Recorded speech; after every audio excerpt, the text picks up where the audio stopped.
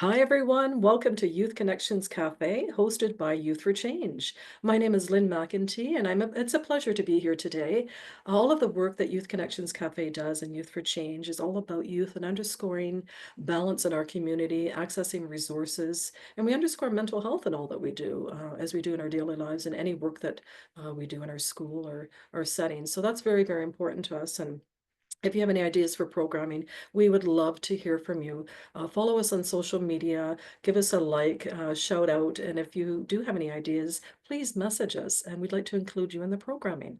Thank you very much. My name is Lynne McIntee. I have an amazing host, pardon me, amazing guest. Maybe we can edit that out. I have an amazing guest, and her name is Elizabeth McCallion, and she's from the University of Toronto. She's in political science, and she's in the teaching stream there, and she focuses on gender and Canadian politics. We've had Elizabeth before in another program that we do for another organization. She's amazing. She's a wealth of knowledge, so we're just really thrilled to have her here today. Elizabeth, welcome.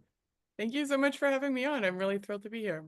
It's awesome. Thank you a lot. And again, we're here for Youth Connections Cafe. We're going to talk about women in politics and leadership. And Elizabeth, that is your shtick, your thing. Yeah. So we value your expertise.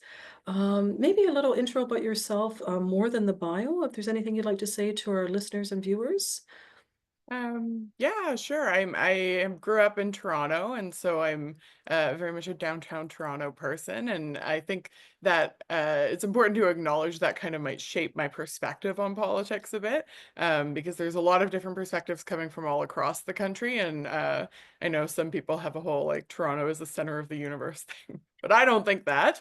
I do try to think kind of more broadly about where my perspective might land within the spectrum. And yeah, and so I teach students at the downtown campus of the University of Toronto, which means we have students who come from all over the world. There's a very high proportion of international students at U of T. So it's really interesting in my classes. I get to hear a lot from my students about their perspectives on these kinds of issues, coming not just from across Canada, but also from around the world. Yeah, for sure. And that certainly builds your character for sure when you are engaging in that Mhm. type of conversation. Oh, that's really cool. So, and everyone that's listening out there, listening and tuning in, you just never know where life takes you. Um, Elizabeth, and I guess maybe for some of our youth that are just starting to understand politics and what that it's about and getting engaged, I was just discussing with someone about some key concepts. And before I asked you that first question that we talked about, would it involve power, authority, and legitimacy and ideology when you're in the field of studying politics? Right. So we often say political science is like the study of power. And I still remember my first year of political science class where the professor said political science is about who gets what, where, and when, and how. And it has a lot to do with distribution of, in some ways, resources or goods. And then in a lot of other ways, we can think of politics as having to do with um, powers and freedoms and rights in terms of like what you can and can't do in a society. So we can think of how we interact with each other, and the power relations that are involved with every interaction that we have every day. That's politics. So sometimes you'll hear people say everything is political because whatever interaction you can think of, you're buying your groceries, there's power involved in terms of what kind of money you have and how the groceries got to the store and who picked the apples and all of that. There's power everywhere. So that is, there are so many different ways of approaching political science. And I look specifically at institutions and formal politics and women who run, to be MPs or MPPs and that kind of thing. But there is politics kind of all around us everywhere all the time. Oh, that's amazing. Thank you for that launch. Really appreciate that. Thank you, Elizabeth. All right, folks. So here we go. Our first question actually is, what are some of the biggest misconceptions about women in politics? Right. So a lot of people think a lot of different things about how women operate in politics. There is a main theme running through a lot of it that we call the double bind, which means women are kind of bound to different stereotypes, and can kind of have a hard time behaving in a way that is acceptable to everybody in the audience, in the polity, which we would call like our group of a political community. So the double bind is that if we think of what a good politician is, or especially a good leader, we think of them as somebody who's being, who's dominant and firm and takes a strong role. And and those things we often stereotypically associate with masculine characteristics. That's not to say that, every man behaves in a dominant way and no women do. It's more related to our stereotypes of what we think men would normally be. Then, if you think of what women are stereotypically, it's more compassionate, or women are people who are really accommodating and more of a follower than a leader, and not going to ruffle any feathers. And so that idea of what a woman should be, stereotypically in our minds, comes up against what a politician should be. And so the problem becomes that women politicians have trouble behaving either as a politician, they're going to get criticized for not behaving enough as a woman, or if they behave too much as a woman, they're criticized for not behaving as a politician. And the problem becomes that those things are butting up against each other and there's no overlap. But there are a lot of people who would argue that good politicians would actually be compassionate, because you're dealing with power that affects everybody in society. You want somebody, if someone's making decisions for you that affect you, you want them to have some compassion for your situation and to care about how your life is going to turn out. Um, and that good leaders should listen well, and that good leaders should, be able to take a back seat and not have to be the most dominant person in the room, but to be able to put the community at the center, and take those concerns from their community into the legislature, and to produce policy that responds to community concerns. So the misconception there is that politicians have to be really strong and dominant and essentially masculine. But the reality is that a lot of politicians can be very effective through using other traits that, I mean, men or women can behave compassionately, and can be strong listeners and be very collaborative in their work. And that those things are also really important aspects of being a good politician. You just don't hear them emphasized as much, and you don't see them in the media. But as much as what you might see in the media is, for example, the prime minister and the leader of the opposition yelling at each other in parliament, Mhm. in order for them to get to those positions where they're party leaders, they have to be congenial in the back rooms. They're working with people in their parties and trying to figure out kind of what are the best compromises that we can all get to the place where we want to go. You just don't see those things. You don't see them highlighted. So it's easy to forget that those are actually really important skills of being a good leader and a good politician. So it sounds like you're carrying a toolkit around with all these different skills, and then you just pull them out and sharpen them at different times. Yeah, Yeah. totally. Yeah. Oh, that's great. That's a great explanation for anyone that's listening and tuning in. Thank you, Elizabeth. That's terrific. Yeah, of course. Um, And actually, I had an anecdote I just remembered. There was yeah. some years ago, like I think it was Obama era stuff. John McCain uh was a senator who ended up on a committee. It was a working group of like mostly or all women and him. And his comment was like, everyone was so collaborative and like willing to kind of hear each other, rather than talking over each other and fighting. And so his response, or his thought through all of that, was like, wow, we need more women politicians because they're actually doing a really good job at decision making and getting things done rather than fighting and getting into deadlock. So yeah, something to think Mhm. about. True leaders, right? Yeah. Yeah, absolutely. Wow. That's great. Thanks, Elizabeth. Appreciate that. And then sort of tying into the next one, what are your thoughts on the current representation of women in politics then? Yeah. So this Locally, globally. Yeah, yeah, Yeah, so yeah. this is we know that numerically women are underrepresented in politics. Um representation, you've really opened a whole can of worms, because that is like exactly what I study, and kind of picking apart what do we actually mean by the word representation, which, going back to the 1960s, there's a theorist named Hannah Pitkin who tries to kind of disaggregate some of this and think about substantive representation being what is actually being done Yeah. for Yeah. people who are being represented, versus descriptive representation, which is, do the people there look like the people being represented? So if we talk about the descriptive representation of women, we're talking about how many women are there in Parliament. And we know in Canada, we recently reached a milestone where they were like, there's 100 women MPs. And so it's about 30%. Which sounds exciting, but 30% is very far from 50%, which are women in the population, right? Um, in Canada, they've kind of made up for that in the Senate, or attempted to make up for it in the Senate, by including more women. They're at around 50% women in the Senate now. And the reason that governments can ensure 50% women in the Senate is because they appoint people to the Senate. So it's not relying on people to be elected to the Senate. So for that reason, some people talk about potentially the Senate. This is where my research comes up, so I'll try not to dwell on it too Oh, much, no, it's because I could great. keep We going appreciate forever.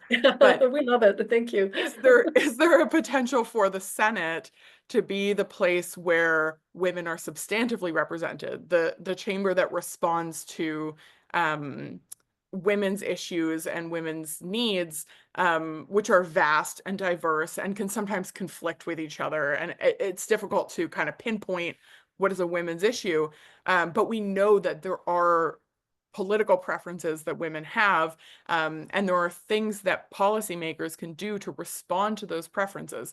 So the question is, like, can the Senate do that? Because party discipline is much lower in the Senate. They're not being kind of forced to vote one way or another. Maybe they can take up the mantle for standing up for women's interests. So when I mentioned party discipline, that gets back to this kind of whole, it's a really a centralizing force in Canadian politics, and it has a lot to do with women's descriptive representation. So the number of women in Parliament has a lot to do with the parties and their role, as well as their substantive representation. So descriptively, parties play a role in Canadian politics by nominating candidates to run in a riding during an election.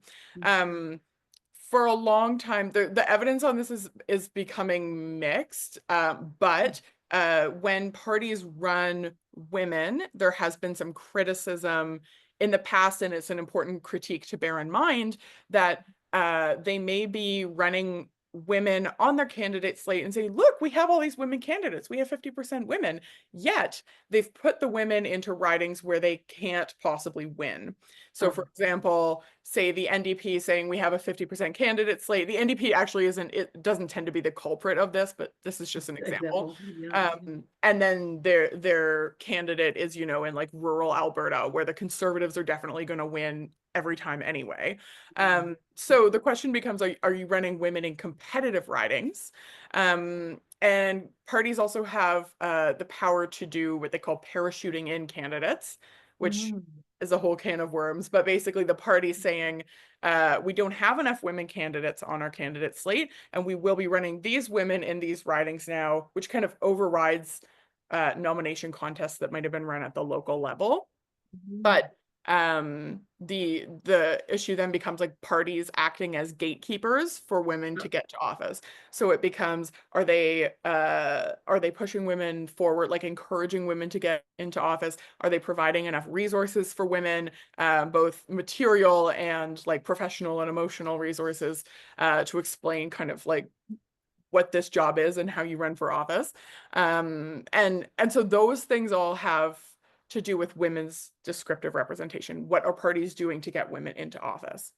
And then once the women are in office, parties have a role to play in women's substantive representation, because the way the Canadian Parliament works is it's very dominated by parties.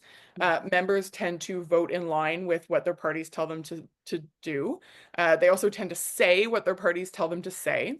So that means it's up to the parties to take up the mantle of women's substantive representation, to do anything involving women's interests or responding to women's preferences would mean that the party has to take that and tell their MPs that they have to do that. There are tons of MPs and senators who feel very strongly about women's representation, and especially MPs who want to do something about it, but maybe can't because they're kind of railroaded into behaving a certain way in Parliament if they want to keep their jobs, if they want to stay in good standing with the party, make sure the party will nominate them in the next election. They can't be going too far off the rails of what the party's telling them to do. So very long-winded answer, but No, that's you really asked me about great. my entire field of study, so I had lots to say. Well, then, actually, I'm thinking a couple of things. When you mentioned parachuting in, could you talk about the complexities of that, for us to understand, what some of those roadblocks, or issues surrounding that? Yeah. Yeah, so the way that candidates get nominated for office in Canada, um, there's a couple different routes, but mainly, or the way that people think of as kind of the ideal way would be that the electoral district, or we call them ridings colloquially in Canada, the electoral district has a party association there called an EDA, riding association, which has like a local president and executive. So people who are very involved with, for example, the Liberal Party, and are going to try to get a Liberal candidate uh, elected in that riding. Um, Mhm. and so those people run a nomination contest. The rules of those nomination contests are kind of set up by the parties too. So there is definitely a top-down effect. Okay. Yeah. But the idea is to try to get these grassroots Excuse me. asking people, sorry, we'll get like to get the grassroots asking people who are um involved in the community and interested in representing both the party and the riding. So they run nomination contests. Sometimes the uh, person who, like, sometimes there's only one person, so they just acclaim the candidate. And sometimes there's multiple people. So that means all the members of the party within that riding can vote for who they want the candidate to be in that riding for example, Mhm. the Liberal Party. Mhm. So say that entire nomination contest has been run, the people in the community have had conversations about who they think would best represent them from a partisan standpoint within that community and that geographically defined neighborhood.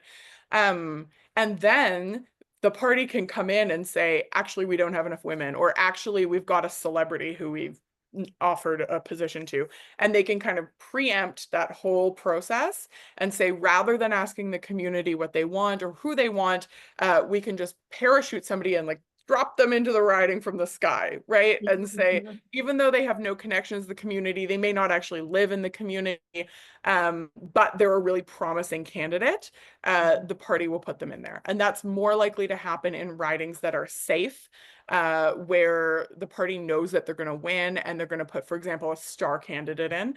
It might also happen if they have a really competitive riding, but a really star candidate who might help them win that riding.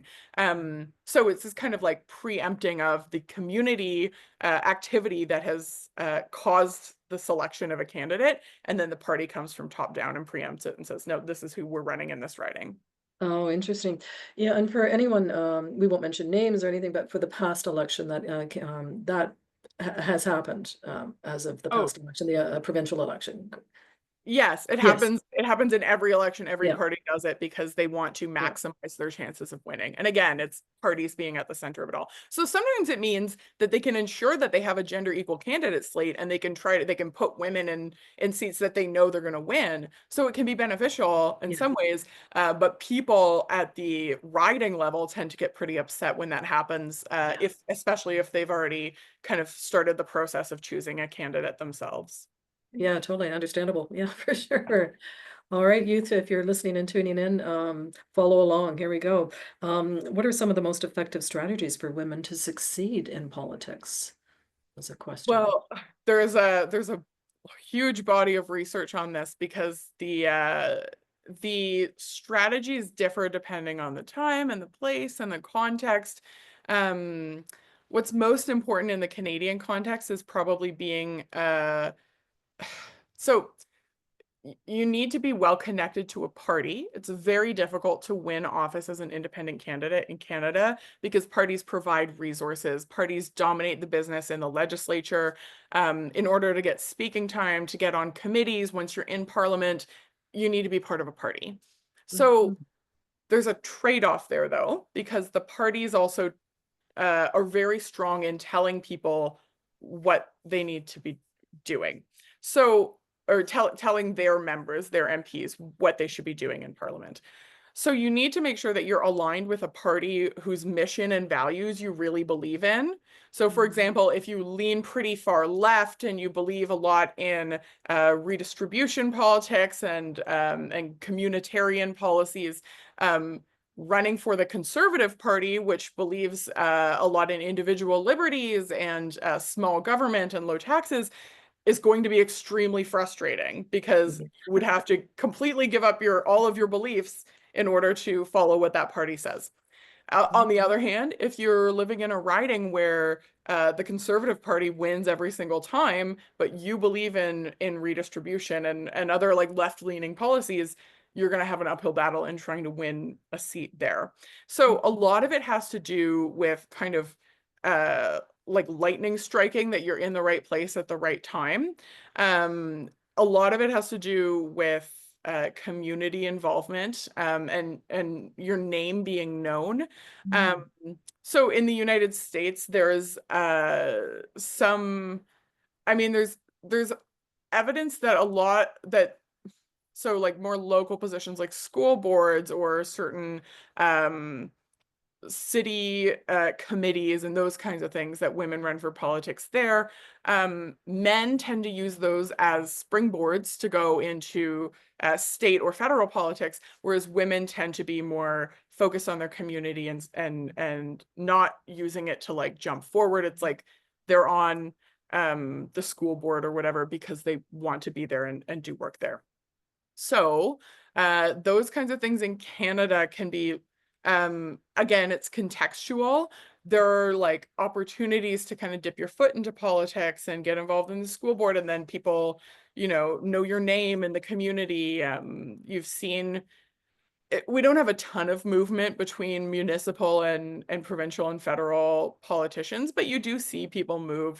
For example, Kristen Wong-Tam on Toronto City Council, they moved into the provincial parliament, and now they're representing uh, an area in Toronto within, a broader scope of legislative issues compared to Toronto City Council. So those there are ways to get involved in politics at more local levels that might let you see if you like it first and then figure out what are the successful things that people are doing and how you would move forward with a bigger political career at a higher level if you wanted to.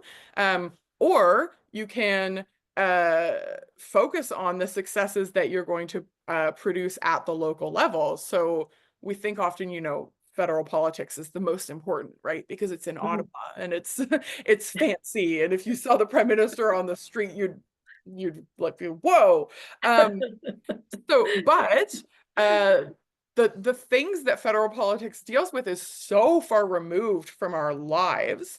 Like I'm not sure that every day I think about defense policy or I mean now every day I think about foreign trade, but normally in the normal course of my life, I don't think that much about foreign trade. Sure. I do think about my garbage collection Yeah. or Yeah. the bus stop near my house Yeah. or speed bumps going on my street or whatever. Like those things become really important in the everyday lives of citizens. So your interest in success depends on what you would view as successful, right? Is Yeah. successful kind of going all the way to the top and being a cabinet minister or the prime minister, or is it working kind of in local constituency and changing things for people in your community, in your neighborhood? So there's different measures of success, I guess, and different ways that you could achieve it depending on the context that you're in. Great explanation. Thank you so much. That's amazing. So I guess connectedness is very important. Yes, at any level, whether it be locally or globally or nationally. Yeah. Well, okay. All right. Thank you. Um, how have you built confidence and resilience in the work that you do? Oh, I mean, I'm still at the beginning of my career, so I'm still, I guess building confidence and resilience is like an everyday thing. Ah, Um, yeah. one thing, well, so I work in academia, so it's, I mean, some of the lessons that I have learned here would certainly apply to other workplaces and to politics, but especially kind of early in my schooling, I was used to being very good at school. Like, usually if you're doing a PhD, you've been at least okay at school. Yeah. So I was used to being pretty good at school and handing in assignments and being told like, great job. And then when I got to my PhD and to graduate school, I was like, why is nobody just telling me great job and giving Great me a job. pat on the back? And so at some point I kind of realized like the purpose of what we're doing here is like truth seeking. Well, some people say like we're trying to get to what is the truth. I'm kind of the opinion that maybe there is no one singular truth, but truth is affected by your perspective. But this kind of like the point of academia of what we're doing is critiquing each other and trying to improve. And so if somebody comes back to me like so usually in academia there's respectful critique and people understand how to kind of give feedback in a kind way that's actually going to improve, and to think of that feedback not as being a criticism of me but actually an effort to help me improve my work, and to try to separate my work from who I am as a person. So it can be really difficult, especially when you're in school. And I say this to my students all the time. It can be really difficult to receive feedback on, for example, an essay that's saying like, this was not a good essay.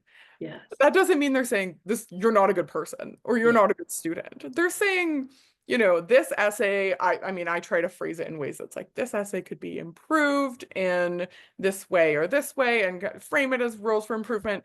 Not every professor is going to do that. Not every teaching assistant is going to do that. So in that case, if somebody's giving you kind of unkind feedback, there's something to be said for stepping back and thinking about this is about the work, it's not about me, which can be hard to do. Like I still have to remind myself that, and it's hard to do. And to think kind of, especially if somebody is, unkind in their feedback because sometimes people have an off day or they don't have time to think about how to phrase things nicely or whatever. They could be like, says more about them than it does about me. So trying to kind of depersonalize a lot of the work I do, even though I feel very passionate about my work and it's really what drives me. And it can be painful, absolutely, to be told that like it should be improved in these ways or whatever, or like in the worst case, like this isn't good enough or something, or this is bad. But kind of shifting my thinking has changed a lot, especially since, early on in graduate school. And I would send things off to professors and they would be like, you need to do all these things. And I was like, I just wanted you to say good job. Yes. But also, I think I have been definitely fueled by mentors who know me well and who know how to tell me good job and who are like relentless with their encouragement and their praise. So I hope I never find myself like surrounded by people who are only saying bad job, because then, maybe it's time to move to like shift the environment I'm in because that's not going to make me happy. But yeah, so the strength and confidence and resilience comes from a balance of having people there who will tell me when I've done something well, and having people there who will tell me how I can improve the work that I'm doing with the knowledge that like they're trying to help me, they're not trying to insult me. Yeah. Mhm, mhm. That makes a good leader for sure, being able to receive both. So not everyone can do that, as we've all experienced in life. It's And hard and you have to practice, and sometimes you have to be in private and have a moment to yourself, and but yeah. the way that you interact with other people, I think is important in terms of how they're going to give you your feedback or encouragement in the future. So Oh, that's great. No, wow. Do you need a drink or anything? Are you good? You keep on no, I going? think I'm good. I Yeah, think you I'm still good? Okay, well, that's incredible. I just love speaking with you. Um, have you faced resistance in pursuing the field that you have? I I think yes. in academia, there's not very many jobs right now. The post-secondary sector is struggling. I'm fortunate to work for an institution that, every couple months they're like, the sector is struggling, but U of T is okay right now. But there is, like a kind of like pivot to like making sure that U of T will continue to be okay. Mm, mhm, Um, so within the sector in a good year, there are probably like 10 or 15 jobs total that I could apply for, and like probably 60 to 100 people who could also take those jobs. So there's just not as many jobs as there are people on the market. Um, and so that kind of resistance can be difficult. I think kind of shifting and understanding to in academia, often we think about like tenure track job is kind of like the goal. You want the job where you can be secure in your employment, you can write about whatever you want, receive a good salary for doing it. So that is like a goal. But also I've had to say to myself, like, so I'm currently in a contract job where I still have, academic freedom and I get to teach and I get to research. And so, it's the dream. I love doing my job. yeah. Um, but have to think to myself, in what other sector would people expect and demand a permanent job? Like many people work on contract all over Yeah. the world and in so many different sectors. And most people change jobs a number of times during their careers. Whereas in Mhm. academia, you kind of expect you're going to finish your PhD, maybe you'll do a postdoctoral thing or do kind of contract work like I'm doing. And then you'll get into a tenure track job where you will settle and you will stay in that department for the next 50 years of your life. You're never going to move or change jobs. And like, this is what you want to do when you're there. So, I mean, I think I still want that, but sometimes I have to reality check myself of like, there's some resistance there in terms of like the dream is fading for a lot of people. Yeah. But it yeah, I have to be like, how many other people can have like be lucky enough to have a dream that like that where you could have a permanent job for 50 years that's never threatened. Um, so yeah, the resistance is kind of related to the whole state of the world, right? There is a lot of different factors that are kind of uh Mhm. causing some turmoil in the post-secondary sector. There's been in Ontario a tuition freeze on Ontario students. So the schools can't charge as much money for their education despite inflation going up. They still have to pay our salaries. Our salary raises are complex, but it's public sector salaries, right? Trying to keep pace with inflation and at the same time not being able to take in as much money from students. So many universities shifted and said, okay, we're going to get a bunch of international students because we can charge them as much as we Yeah. want because the government doesn't say that. The Yeah. international students come in and they're paying a lot of money. And then the federal government this past year has said, okay, this is causing a housing crisis. We simply have too many people and not enough services to actually Yeah. provide for those people. So now international students are being capped. So now the universities are like, okay, so where are we going to get our money? So Right. all of these things are so far beyond my control. Yes. So that is the resistance I face. The resilience in the face of it, I don't know. Still working on it every day. But like it's difficult working in a public sector where like things are um completely outside of anything I can do about it. But I'm trying to just keep doing my own work and finding the joy in what I do in my own work, and trying to be more present in the moment of doing this work and enjoying like the teaching I get to do with students, the research I get to produce, and keep it in the back of my mind that there's more runway ahead to try to find more work, right? Yeah. Yeah, no, that's amazing. And that's important for our youth to hear that as well. That it's just ever evolving, you're never really settling, you're constantly growing and morphing into new things, right? I think I needed to hear that. So Yes, there you thank you for go. that. Right? And But it's like, yeah, no, it does feel, I mean, often like I'm 30 and it's like, well, so my life should be decided. right? It's like, Yeah. but maybe not. People completely change paths. Like, I don't think I will change Yeah. paths, but just yeah, the resistance I'm up against is kind of like, Yeah. yeah. Yeah. In many ways, the resistance is your root, right? It's Yes, helping yeah, you to stay rooted if you yeah, can, you know? totally, yeah. That's amazing. So you're listening to Youth Connections Cafe. I'm here with Elizabeth McCallion, and we're talking about women in politics and leadership. And Elizabeth is a true leader, and she's got lots on her plate and so much to offer this world. So we're going to continue the conversation a little bit more with you, if that's okay. Yeah, of course. All right. And actually, just on a sidebar note, how did you choose your research? Like, how did you choose to get into that type of research? Right. So it kind of it's a long story, but Mm, it kind of was just this like I had taken a course in my fourth year of undergraduate degree in Canadian politics. I think it was about federalism, and I was given I picked a week presentation to do in the last week because I didn't want to deal with it until the last week, and it was about the mm, Senate. And then I was doing it and I was like, oh, this is really interesting. And so I was digging into it more, and then I took more classes about it, and decided I wanted to study in my master's degree and in my PhD, or I had kind of thought maybe I'll do a PhD in the future. mhm. Wanted to study how the Senate could facilitate multiculturalism in Canada. Yeah. Um, Given that its role is supposed to be to represent the provinces, Uh, um, which it doesn't do very well for like a number of reasons, but there's no accountability that will make them represent provincial interests. So then I thought, okay, well, like, but could it play some role in multiculturalism? And then I took again, I like continued to kind of pursue this idea, took a class at during my master's degree at Queen's. I was doing a program that allowed me to take courses in philosophy and law. And my mhm. mother had gone to Queen's Law and saw that I was looking at my course schedule, and she saw that there was a course available from a prof who had taught her, Oh, neat. like 30 or 40 years before, I guess. Wow.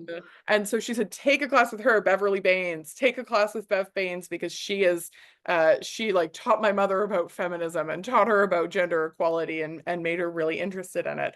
So I was like, okay, I'll take the class with her. And then through a class with her, I was working on a paper about the Senate, and she had suggested something about like a gender equal Senate. And I was like, how would that be possible? And so then I wrote my master's project about how and why a gender equal Senate should exist. And I mean, it was kind of like how it should happen and why it's legal. It was very like constitutionally based because it was Yes. a law class. And then she said, um, like one of her comments on it was like, okay, but why? And I was like, I need a PhD to answer that question, why that's important. And I've done the PhD and I'm still trying to answer the question. And I have like I'm working on a book with like the final chapter I hope we'll get to like a Yeah. why having 50% women in the Senate means that they will actually respond to women's interests in society, and like will they. So it was just this kind of like I had this question, and as I was going through schooling, like kept pursuing that question, and it was evolving, and I still had questions about it. And now as I am like post PhD, the questions, it's like almost like you put it through a prism, and I'm like, I have so many different areas of where I'm Yeah. interested in that question now, like committee witnesses and lobbying, and like there's so many different ways to attack the question. So I'm like, I don't know that I'm done with it even after all this time. Wow, that says so much actually when you think about it, right? So, for Mhm. all of our youth listening in, there you go. You never know where it takes you, right? Yeah, I was just pursuing something that I was really interested in. And I have to say I had some level of privilege in doing that, in the sense that I mean I worked in the summers to pay for myself like during the school year.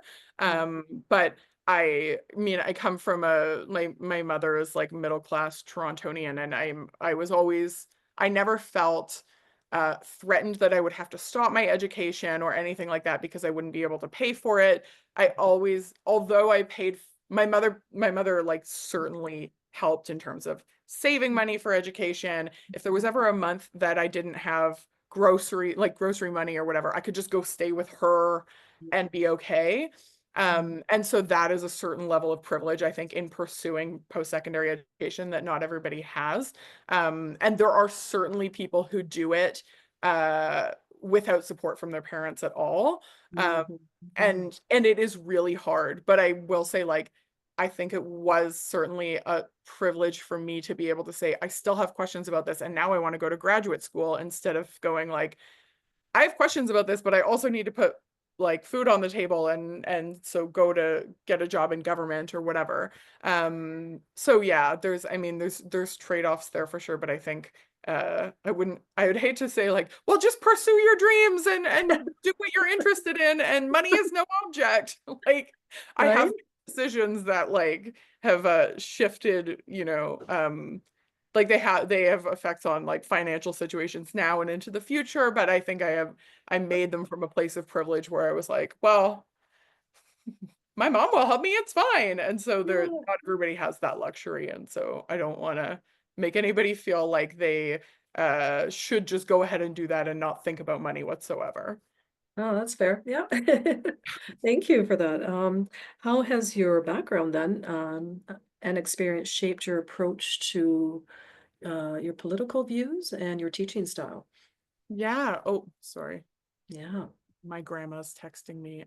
Oh, yeah, Um, for we sure. edit that out. Okay, sorry. Did you want to go get my thing dinged? You can ask it again if you Are you good for want. about another maybe 5, 10 minutes or? Yeah, yeah, totally. Yeah. Okay, thank you. All right, super. So yeah, no, for sure. Then just to rephrase, how has your background and experience shaped your approach to politics? Yes, but also your teaching style. Yeah. I think that I come from a area of Toronto that's somewhat diverse, but I went to high school in downtown Toronto with a lot of different people. And so I come from a background of, I think, relative privilege, being white and growing up middle class, but then knowing people from other walks of life. I think also my parents had a really strong influence on how I thought about politics. And both of them are, again, like, white middle class professionals. And so they were really interested in politics and would be like they're fairly progressive in their thinking. Um, and so they had like CBC radio on like all the time throughout my whole childhood, and like they would have like dinner parties or whatever, and I was like a 10-year-old kid at the dinner party being like, you want my thoughts on the election? I'm just picturing that. It's About like, it. Like I was just always talking about politics. yeah. And so I think that in a lot of ways has shaped like what I'm interested in.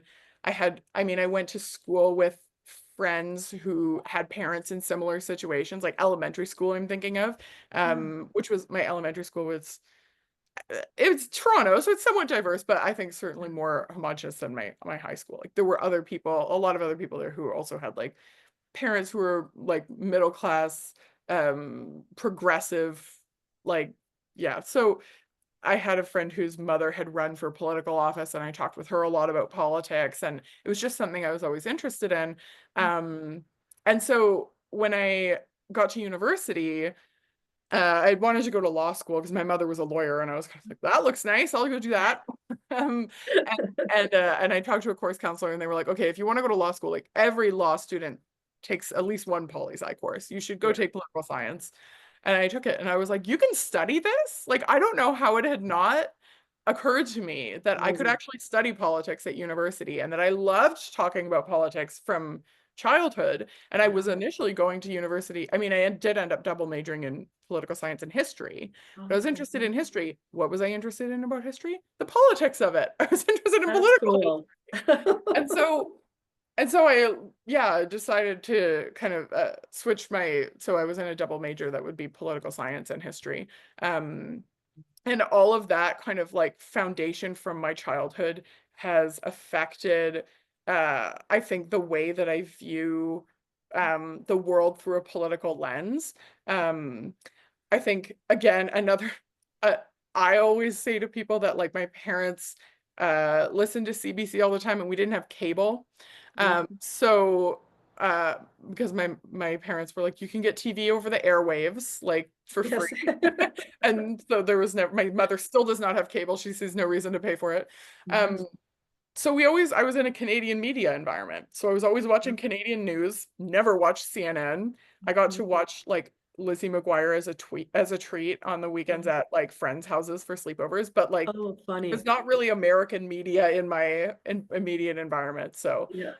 instead of watching all the fun like kids shows that I still have moments like my sister's fiance made some reference to some American show, and then we both looked at him and my sister was like, yeah, we didn't have cable, and then my husband was like, yeah, this happens a lot. Like these girls just don't have any like knowledge of the American media ecosystem. So I think because I was kind of like that was what was there was Canadian news. Yeah. It got me really interested in Canadian politics, which a lot of people think is really boring, Mhm. especially relative to American politics Good. and kind of the wild things that go on down there. Mhm. So I think it was just coming even from childhood that has caused my interest uh, in seeing things politically and in understanding how the politics within my own country are affecting my life and the lives of people I know. Neat. Well, keep that funding going for CBC. So, right, always good. No, for sure. It's Yeah. definitely, I know other households the same thing and similar stories to that, and it just builds character for sure. It builds character when all the kids at school have like some TV show touchstone reference and you're like, I don't Yeah. have cable. That's funny. Then women that have influenced you. I'd like to also say men as well too. But if there's any, I know that you're mentioning some women in your life that has shaped your view, helped to shape your view, I guess, if you will. But could you speak to some that really stand out to you? Um, Yeah, yeah. absolutely. I mean, I think I've mentioned my parents. Hmm. Um, and so like my mother has this kind of it's always this like degree of expectation of like it's like I will meet your expectations. Like yeah, so I don't know what to say. Like she's always just expected the best of me. And so it is like given me this like motivation to do my best because she would never expect anything less. So she is like a very she's like a strong uh it sounds so cliche, strong woman. Yeah, yeah. She like got divorced when I was 10 and had like kind of shifted jobs at the same time to something very prestigious and was like extremely stressed out navigating her first year as a single mother and doing this really prestigious job. And at the same time, she was studying so that she could get into move she worked for the Ontario government, moved to another Mhm. job and so I was watching all of that. I mean, I was only 10, but I was watching Wow. it all and I was kind of like, okay, like this is she's very much self-sufficient and um she's not a complainer, and sometimes I'm like, you should complain more. Like you should feel more sorry for yourself. But she's just very like, put your head down and do it. And I think that has influenced a lot of like the way that I am. And then Yeah. I think of like my grandmothers who both really hold education as something that's very important. And I think I just mentioned to you earlier that my grandmother had been texting me news articles because she's very interested in politics and always wants to send me this stuff. That's But so my father's mother she adopted my dad when she was pretty I think she was almost 40 and then my dad was almost 40 when he had me. So she is much older than my mother's mother. But she got a master's degree in like I think the 50s or 60s, like when not a lot of women were doing it. Master's degree in poetry, like in English literature. She was a published poet. And my grandfather was a professor at McMaster University, and she was a homemaker and at the same time had this kind of education. And as she was in the nursing home, kind of in her final days, she was asking people to bring her master's thesis to her so she could show like she wanted the nurses to know like I was somebody, I did a thesis, like yeah. look how smart I was. Yeah. And so yeah, so it was really she like held education to be really, really important. And so my father got an education in psychology. also held education to be important. My grandmother on my mother's side was somebody who also thought like she tells this story where like she had decided one day that one of her like life dreams was to have a bunch of children and get them all university educated, and all their children would be university educated. And she's Catholic, so she did it. There were six Oh, children, and all those children have children. Everyone's like, amazing. so my mother's side of the family is full of like lawyers, doctors, engineers, Yeah. teachers, like everybody kind of has ascended to like what my grandmother wanted for them. At the Mhm, time she decided that, she was like in her, I think she was 20 when my mom was born. mhm. And then had 6 kids throughout the next 10 years. Wow. And she hadn't gone to university. My grandfather had gone to university, but she hadn't. And Yes. then when she was in her 30s, she decided to go back to school. Maybe she was in her 40s. Like she was like in adult education, and she became a nurse. And then she worked as a Wow. nurse for the rest of her career. And so like those two women have just created cultures within my family where education is really important. And so that has kind of put me on a path where I value education too. And Mhm, so want to it gave me kind of put me in a position where I could be like, yeah, I want to get a PhD and I want mhm, to learn more and more and more, just keep learning for the rest of my life. mhm. Um, so yeah, those women were really influential in how my life has been shaped. Wow, it totally touched my heart. Yeah, go ahead. I should mention, Mm, actually, there are other women, like professionally, there are a lot of women mentors mhm. who, as much as I said, like, my family's whole culture is like education. Yeah. Um, and my grandfather was a professor, but he didn't have a PhD, and he Mhm, passed away when I was very young, so I didn't get to talk to him about any of this stuff. mhm, mhm. So navigating graduate school and figuring out all of the kind of codes of behavior in academia and what's normal and what's appropriate. Like I even messaged one of my mentors this morning to say, like, do you think I could send this email, or is that going to be pushed? Yeah. She's like, no, no, that's totally fine. You can send it. So to have those women, like my PhD supervisor, Elizabeth Goodyear Grant, has been Mhm, like she is kind of known amongst all of her students for the mhm. way that she helps people acclimatize into academia. And it's not just about the subject matter of what you're Yeah. learning, but Yeah. what we call the hidden curriculums. So Yeah. what all the underneath stuff that we don't know about, like what's normal and what do people do in our field. So having women mentors in my field has been really incredible. And so I'm trying to think about ways that I can pay that forward, even though I'm in quite a junior position, but to like, help people in their undergraduate and master's degrees to think about how this works in our professional environment, and to help them kind of train up to understand what we do here. So there's like that broader kind of who Mhm, affected my life path. And then there's like people who are like everyday mentors to me where I can text them and be like, is this an okay email to send? So yeah. mhm. I appreciate you mentioning that because sometimes people don't always find that within family, and they do need to look Mm, elsewhere to absolutely.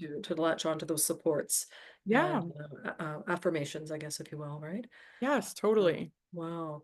I know we're coming to sort of wrapping up our conversation, and we've been really valuing your time here. I wonder if you have any words of wisdom for our youth, women and men, but youth moving forward in terms of pursuing the field of politics and or leadership in any way.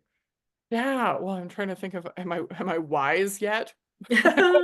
I'll try to offer some words of wisdom, as it were.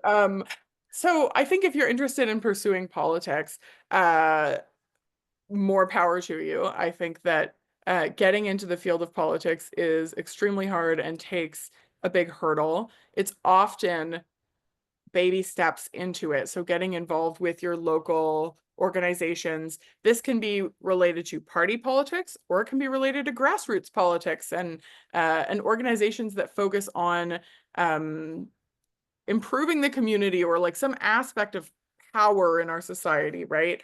That does not necessarily have to be a political party that operates within parliament. There are political things you can do that involve volunteering for people who need help in your community, and creating those community networks. Those are all certainly political. In terms of entering the formal political sphere, getting involved with a local party is often a good first step. or getting involved with local governance, like related to your library or school board or any of those things. Mhm. So there are a lot of like little things that you can do in your youth to kind of plant seeds and make connections, because in politics, those connections become really important. You even hear now, there's like, watching the Canadian Conservative election campaign, you're hearing so much commentary about ongoing friendships coming from the 90s that are kind of shaping the ways that things are happening these days, because the political advisors at different levels of government have all known each other for decades, and those friendships or frenemies can Yes. really matter. Yeah. So yeah, getting involved now, and knowing the people, not only people above you who can kind of help pull you up through the ranks, but people who you're coming up with, and people Mm, who mm. you can make connections with, who in 30 years, when you're both settled into your jobs, you can call them up and help each other out at any time. Those things become really important in launching any sort of career, but especially one in politics. So yeah, thinking about the connections you're making, either through the formal political sphere or just in your community, is all a really important thing to be focusing on right now at a young age. Amazing. Thank you, Elizabeth McCallion from the University of Toronto, for spending time with us, Thanks sharing so your much. knowledge and expertise. Thank you Appreciate for it. having me here. Thank you. And shout out to Youth Connections Cafe, Youth for Change, for allowing us to be here.